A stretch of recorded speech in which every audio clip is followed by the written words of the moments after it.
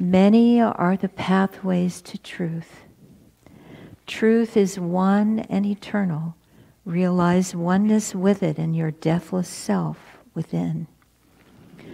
On the dedication page of Swami Kriyananda's book, The Path, appears the following account. A group of Paramhansa Yogananda's disciples had gone with him to see a movie about the life of Gyandev, a great saint of medieval India. Afterwards, they gathered and listened to the master explain certain subtler aspects of that inspiring story. A young man in the group mentioned another film he had seen years earlier in India about the life of Mirabai, a famous woman saint. If you had seen that movie, he exclaimed, you wouldn't even have liked this one. The guru rebuked him. Why make such comparisons? The lives of great saints manifest in various ways the same one God. The Bible contains a similar account in the Gospel of St. Luke. And John, said Master, we saw one casting out devils in thy name, and we forbade him, because he followeth not with us. And Jesus said unto him, forbid him not, for he that is not against us is for us. The more central a truth, the greater the number of contexts in which it can be applied. Truth is like a pure white light, containing within itself the full spectrum of the rainbow. Let no one tell you what your path to God ought to be. Many are the paths. Select your own according to the dictates of your own nature, no matter how out of step with others this puts you. Sri Krishna in the 3rd chapter of the Bhagavad Gita states, trying even unsuccessfully to fulfill one's own spiritual duty, or dharma, is better than pursuing successfully the duties of others. Better death itself in the pursuance of one's own duties. The pursuance of others' duties is fraught with spiritual danger. Thus, through Holy Scripture, God has spoken to mankind.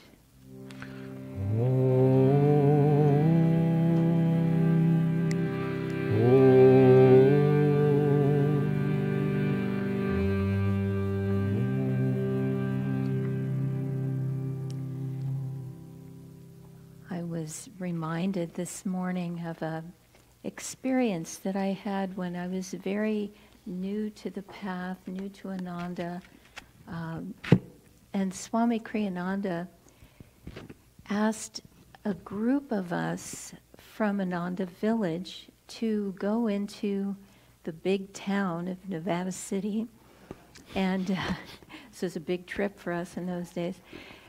And to hear a lecture from a Christian saint, really. His name, he's passed away now, but his name was Richard Wurmbrand.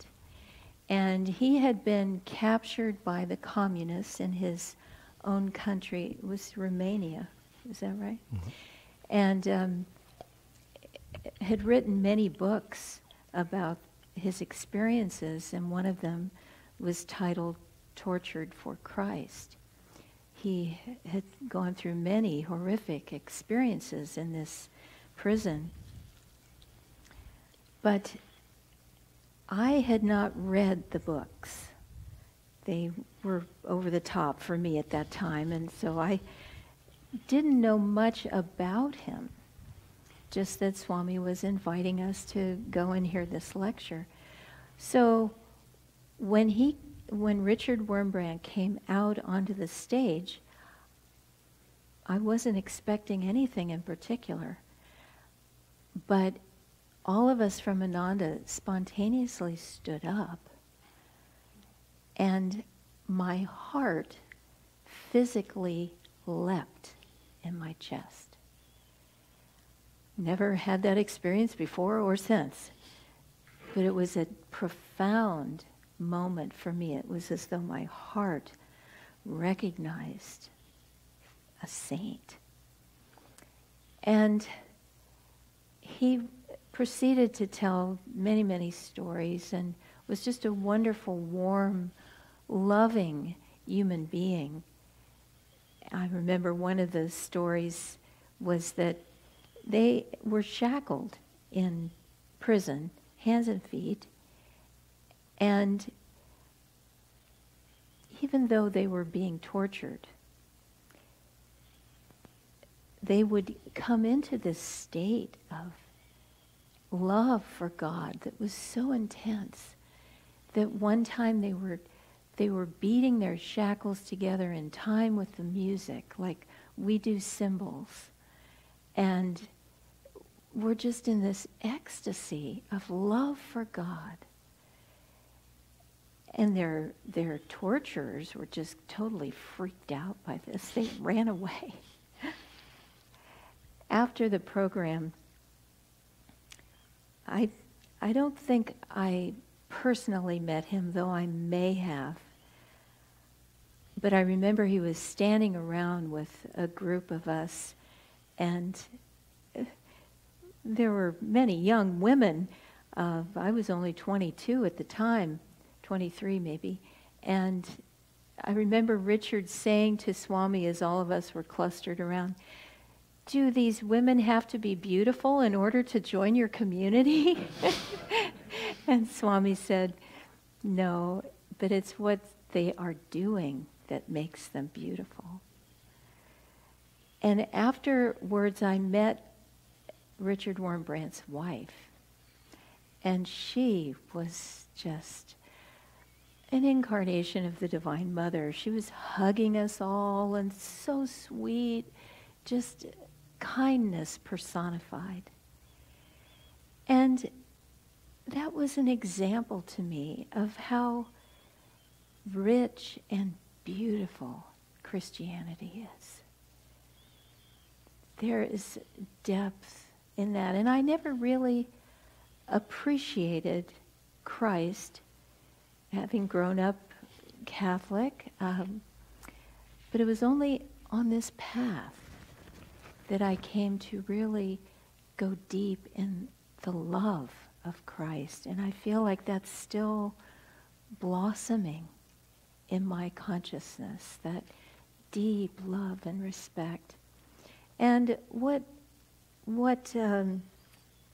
this Bible passage is saying, he who is not against us is for us. That's Christ saying to each of us to respect all religions, to honor every path. There are as many pathways to God as there are people. Each is on his unique path. Many years ago, we should have before and after the pandemic in terms of time. Long ago, before the pandemic, we used to have these wonderful interfaith gatherings, and we would go, a group of us singers, and we would sing something of Swami's music.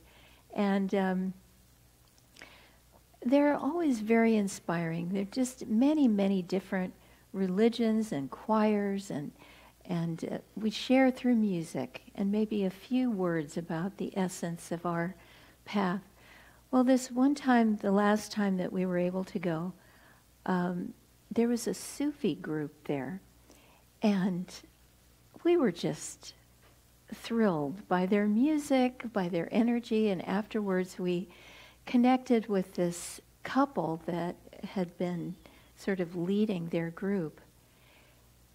And we just stood there together, communing in the joy of God. And I think they felt the same. It seemed as though we were in the exact same point spiritually. That they had been following their teachings for many years, just as we have been following ours. And there was such a delight in being together and feeling that joy of spirit. Like when, well, not quite like it, they're much more advanced, but when Master Paramahansa Yogananda visited Therese Neumann, and the people around her said, well, you can't see her. And she came out and said, I will see the man of God from India. She felt that vibration. She felt that oneness. And that is the essence of all religions, getting to that state of oneness and communion with God. When we meet people who have that love of God, we can feel it. And we want to share that joy. My mother was very deeply Catholic and had her own little dogmatisms ingrained in there, even though she had studied yoga and practiced yoga for many years. She still had her rigid feelings. And I felt like I was the last person in the world to take those away from her. Let her be, let her have her own thoughts, and we would just connect in this other place of loving God. And that's what matters. Let people have their differences of opinion. Sometimes I think it's dogmatism is, well, Swami defines dogma as just a spiritual tenet. It's like an aphorism or something. But when it gets to be dogmatism, then it's substituting the belief for actual experience. And we have to experience God. There's truth in everywhere and everything. We just have to be still enough to perceive it. So, following, trying to, even unsuccessfully, to fulfill one's own spiritual duty or dharma is better than pursuing successfully the duties of others. It's difficult sometimes to know what our dharma is. What is God asking us to do? We can run circles in our minds trying to figure out, what should I do? What should I do? Where should... God wants only one thing of us, that we love him, and that we love him in everyone in our world. So if you're trying to figure out, what should I do? What is my next step? What is my dharma? What is my mission in life? It's very simple. If you love God more and more deeply, he will show you what he wants you to do. If you ask him every morning, Lord, how can I serve you today? How can I love you today? What can I do for you? Show me. He will. And be prepared.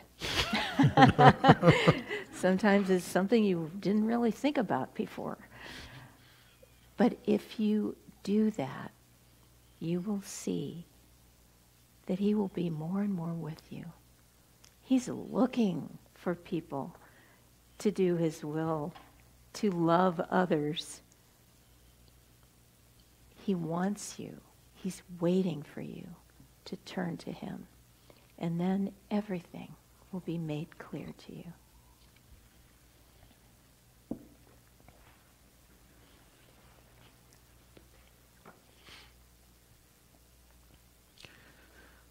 This passage in the Bible talking about the disciples getting excited about somebody else who didn't follow with them, casting out devils in Christ's name, and oh my goodness, no, you can't do that because you don't stick with us.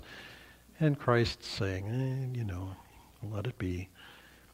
It's an interesting commentary on the religious organizational aspect of the path, because there is this organizational element to the thing, and there's always a bit of compromise in it, because you're always going to have somebody shooting off in some direction, doing something that may be a little challenging or a little awkward. And so the disciples go to Christ and say, hey, what about him? He shouldn't be. It's like, let him be. He's not hurting anybody. They're doing something useful. Let it go. But there is this tendency, when we're uncomfortable in ourselves, to sort of project that out to somebody else and say, no, that's the problem over there. He's the one who's making me uncomfortable. And, Christ is saying, stick with your own.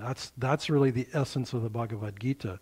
It's a fascinating little sidelight to that Bhagavad Gita passage, talking about do what is yours to do. Follow your own spiritual duty. Trying to follow other people's is fraught with spiritual dangers, fraught with danger. That particular passage has often been used by fundamentalist Hindus to say that basically, if you're born into a particular caste, you are stuck there. That is your dharma. That is your duty, is to stay. It's like saying, you were born a blacksmith, you're going to be a blacksmith. There is no change of consciousness available to you. And that isn't valid. That's not a helpful way to look at it. But on an inward level, following what is our own path to follow is very much relevant. And it can be very challenging. I'm going to give you an interesting example of this. Nirmala and I have traveled a lot around the world for the purpose of teaching and helping create spiritual community in different places, as far-flung as Siberia and Singapore and India, etc. So we got used to flying a lot and followed the aviation world because it's something that we did a lot of. And I remember we were living in India at the time when the miracle on the Hudson happened, when Captain Sully Sullenberger landed a plane in the Hudson River in New York because both engines had gone out right after takeoff. Now, the interesting thing, one of the things I learned from studying that and reading his book was there are 3 principles in the aviation world. And they are in order of priority, and they apply to all of us. I don't suppose that very many of us here in the room are pilots of aircraft in this world, but we are all pilots of the aircraft of our own lives. So the first one is aviate, which is to say, keep the plane flying. Get the plane up in the air and make it fly. Okay, that's the first rule, aviate. And I'll just segue from that for a second. If you think of a bird or a goose, we walk at the river, and so we're around all these geese all the time. A goose on the ground is not really at its potential. You visualize a goose on the ground with a coyote or a cougar or something that wants to eat it for lunch. The goose stuck on the ground is going to have a hard day with that equation. My dad told me there are geese who live in the area where he lives, and he watched this little drama play out once where there was a dog chasing the geese. And this one goose would stay about 10 feet away from the dog. And every time the dog came close, the goose would fly up just about 5 feet, just inches above what the dog could reach, and go another 10 feet away. And the dog would come and the goose would go up in the air. Anyway, save it to say, a goose is a goose that can fly. I mean, the importance of getting up in the air if you're a bird is pretty critical. So, aviate. The second priority in aviation is navigate. Once you're in the air, now you're flying, where are you going to go? I mean, you don't just go around in circles. I mean, it's like unless that's the specific purpose of your mission, the job is to go where you're trying to get to. Okay, navigate. The third principle is communicate. Talk to the passengers, talk to the air traffic control, share what you're doing, why you're doing it, what's happening, etc. Aviate, navigate, communicate. So, Sullenberger takes off, loses both engines, and suddenly the aviate part of this equation is in serious jeopardy. He's got no engines at just a little under 3,000 feet, going up. I mean, you don't keep going up very far when your engines go out in a plane like that. So he had to figure out the navigation part really, really fast. Well, meanwhile, air traffic control, they're trying to talk to air traffic control and communicate what's going on and figure out what the alternatives are. They start suggesting, well, can you turn around and go back to the airport you just came from? No. What about this airport that's nearby in New Jersey? This is in New York. Now, he has to make a decision in that moment based on incomplete information. Meanwhile, he's taken control of the aircraft. If you've never seen the movie of this, it's quite an impressive movie. First thing he says is my aircraft, meaning I'm the one flying the plane, which puts the co-pilot to trying to figure out how to reboot the engines and figure out what can we do. And he decides, okay, what I see based on what I've got right now, which is a dead plane, is I'm going to the Hudson River. Well, twice they try to talk him out of it. What about this airport? What about that airport? He doesn't respond. He's listening to the message from the inside. It's not that he doesn't hear the message from the outside, because obviously you're supposed to listen to air traffic control, but he's in a completely unfamiliar situation. There is nothing in his training. This is the fascinating part. He trained pilots and aviators to do emergency procedures when disaster happens. He was a trainer of pilots. So, could you get any better than that? I mean, it's kind of incredible. But nevertheless, he had to decide in the moment, okay, I'm going to do this other thing over here. So he starts heading for the river. Never mind. I mean, part of the reason that the air traffic control is trying to talk him out of it is because landing in water is not generally a successful recipe. It's like, that doesn't work out very well. Definitely doesn't work out for the plane, but generally speaking, it doesn't really work out for the passengers either. But that was the best judgment he could make in the time. And so he lands the thing in the Hudson River. And the communication part, only 2 times did he say anything to the crew. And, one of them was to sort of get everybody to pay attention, and the second one was brace for impact. The whole rest of the time, they were trying to restart the engines. They were trying to figure out how to get this thing down. Well, in our lives, we don't necessarily fly airplanes for a living, but all of us have to lift our energy. That is the one path to God that is universal to all, that applies to all. How we lift our energy up, that's where the pathways are many. Everybody's going to find their own way. Some people, it's going to be singing and dancing. Other people, it's going to be inward meditation. Some people, it's going to be spiritual study. Other people, it's going to be service to the poor. Find other people, it's going to be the artistic expression of the creative process from the inside. Find what will uplift you. That's the aviation part, and it is the first priority. Get your energy up, moving towards the divine, up here at the point between the eyebrows. The second part is navigate. And for us, not to speak of the airplane world, but figure out where is your life going, how to navigate through the world, because all of us have an outward role to play in the world.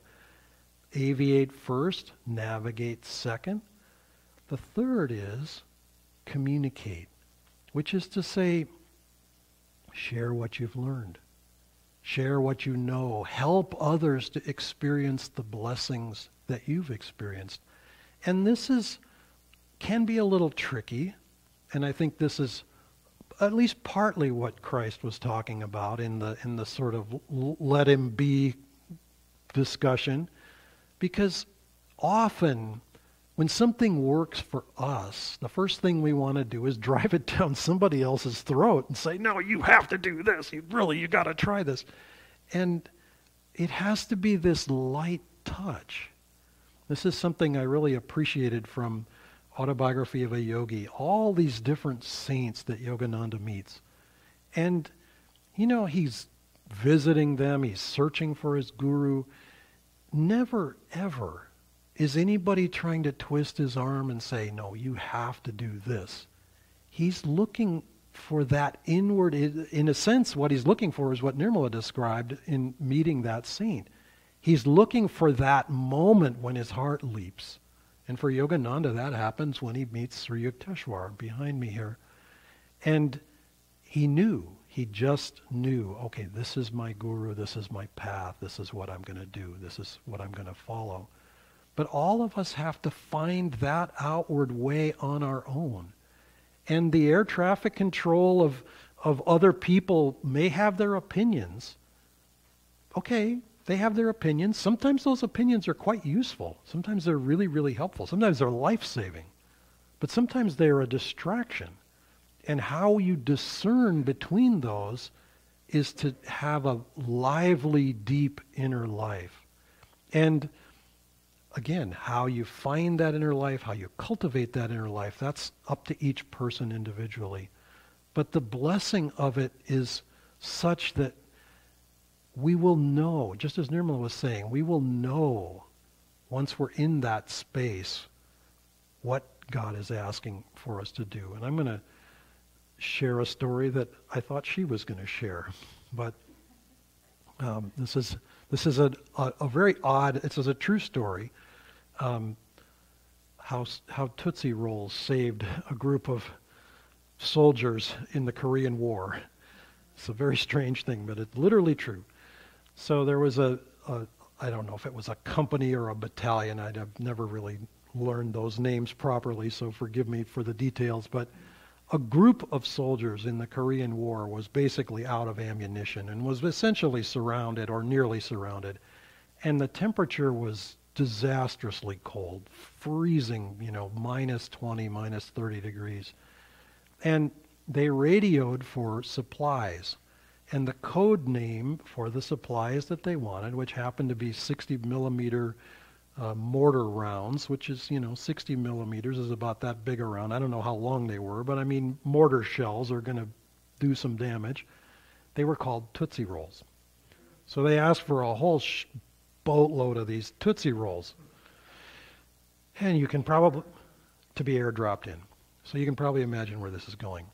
The guy hearing the message did not have the call sheet, explaining Tootsie Roll equals 60 millimeter mortar round. So what do they get? They get just a boatload of actual Tootsie Rolls. It's like, okay, what should we do? We should feed them to the enemy, and maybe that'll kill them? I mean, where are we going to go with this? Their gas lines were freezing. Their equipment wouldn't operate because they kept springing leaks because it was so unbelievably cold. So what did they do? They warmed up the Tootsie Rolls. They literally warmed the Tootsie Rolls and stuck them around the gas lines, and they plugged the leaks in the equipment that they had, and they got the heck out of there. And that saved them. And I don't know. Now, this is one of those speculations that would be interesting. I didn't follow the story to the nth degree here. But it would be interesting to find out if they had gotten the Tootsie Rolls they were looking for instead of the actual Tootsie Rolls, would they in fact have survived? It's an open question. You know, maybe they would have blasted a whole lot of people and a whole lot of countryside to smithereens, but they themselves might actually have died as a result because they wouldn't probably have been able to evacuate, where the bizarre delivery of actual Tootsie Rolls ended up saving them. Life will sometimes send us Tootsie Rolls, and I don't really recommend eating them if you can help it. But what do you do with the bizarre when it comes to you? You do what you've been trained to do, or because that's a little bit passive to say it that way. Because, you know, when we grow up, we're trained to do certain things. We're trained to take care of our bodies. We're trained to, in the attitudes that we observe and that we emulate towards other people, etc., etc. Okay, that's been trained. But how will I train myself? What will I train my consciousness to do? How will I train my willingness to adjust to the Tootsie Roll that got delivered that I didn't order? I didn't ask for actual Tootsie Rolls, but I got actual Tootsie. You know, what are you going to do? Because it's very easy in that moment to just go, you know, lost both engines. One of the things that Sullenberger did is he turned on the auxiliary power unit, the APU, which is like 17th on the list of things to do, because all the emergency procedures deal with one engine going out. They don't deal with both engines going out. He realized very suddenly, gosh, if I don't have any engines, I don't have any ability to control this airplane. If I don't turn that auxiliary power unit takes the rushing air that's passing by the aircraft and turns it into electric power to control the hydraulics and control all the controls of the wings and etc. So he couldn't steer the plane if he didn't have that. He knew intuitively, if I don't get that thing going, this airplane's just going to crash in a big heap on the ground. All of us will come to know from the inside, oh, I have to do that now, even though it's not on the list or it's way down the list. We will find that ability in ourselves from inward awareness and from trust, from learning to trust, which is what faith involves. Faith is way more than belief. Belief is what gets you into kindergarten.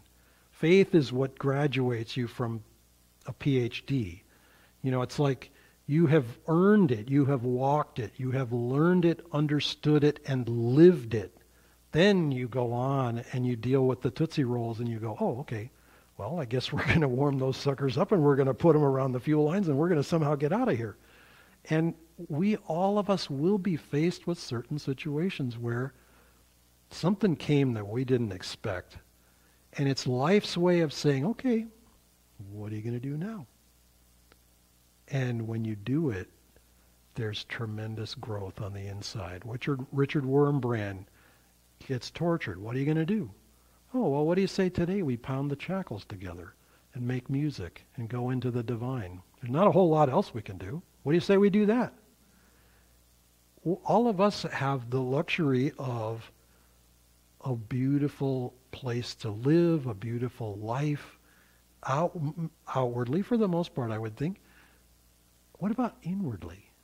Let's make the inward life rich and full and deep. Whatever the outward path is, find the inward living truth in it. And the realization that come will be unbelievable. Namaste.